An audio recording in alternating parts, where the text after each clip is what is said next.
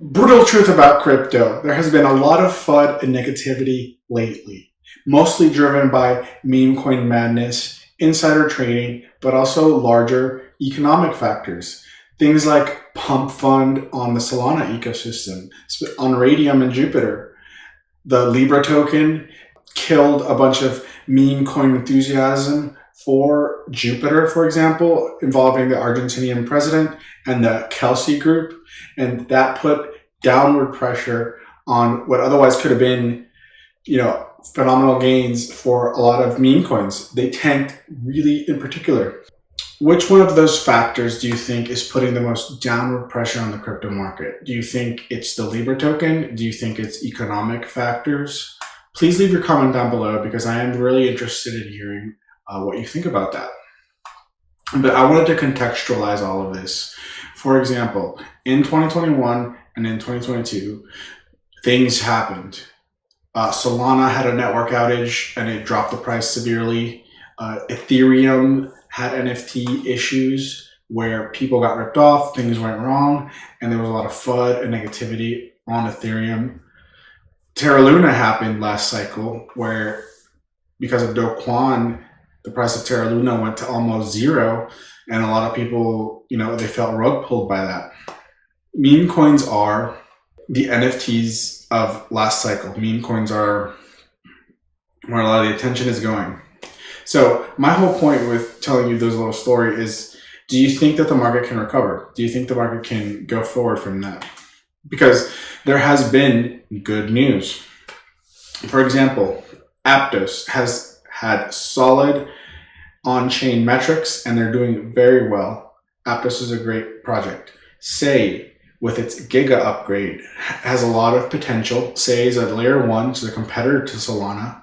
Right, it's the new guy. It's the Solana killer. So is Sui, but Sei has an upgrade. Do you think that's going to have positive upward price movement? Most importantly, one of the best performing in the last week has been Sonic, which is a rebrand of Phantom. And Sonic has a couple of projects that are doing phenomenal. Euclid. There's another one called Shadow, which is a DEX.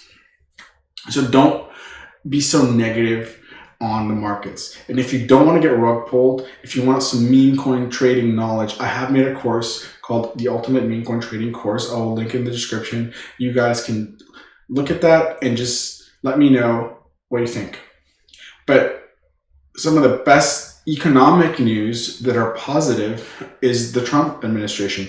Despite all the FUD around tariffs, particularly with Canada and Mexico, which is the biggest trading partners in America, because they're right there. Trump threatened 25% tariffs on them, and then they entered negotiations. Trump has threatened 25% tariffs on everybody in the American marketplace. But then it was a negotiation tactic. But despite that, despite those rocking of the boat, he is a very crypto positive president. He received a lot of money from people like Tron. So some of his biggest backers during the campaign are crypto positive, including Elon Musk with Doge. He's crypto positive too. So regulatory positivity is huge and fundamental for the crypto markets. The SEC recently dropped a lawsuit against Coinbase, which also is really massive in the United States. But I think the best economic news that makes a lot of sense to me is the 10-year bond yield in America has been trending down lately. And anytime that's happened, it has generally coincided with an uptick in liquidity, which means that the Federal Reserve is buying bonds, and this has had positive price action for risk assets like Bitcoin and other cryptocurrencies, the stock market as well. So I think that there's a lot to look forward to in 2025, and you just have to go back to fundamentals, go back to the projects that make sense, perhaps rebalance, but I think that we still have higher prices left.